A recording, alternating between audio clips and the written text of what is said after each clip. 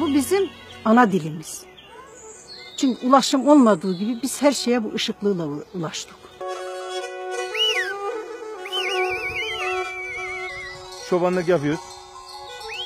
Islık dilini koyunları nasıl alıştırırsak koyunlarda ileride geride mesela koyunları sürmekte, çağırmakta, getirmekte veya kendi aramızda da konuşuyoruz. Islık bizim burada hayatımızın bir parçası gibi bir şey yani.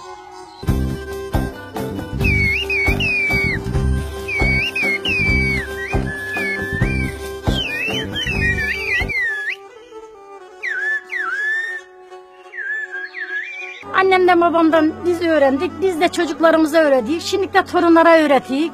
Ana dilimizi kaybetmemeye çalışıyoruz. Öyle işimiz işte.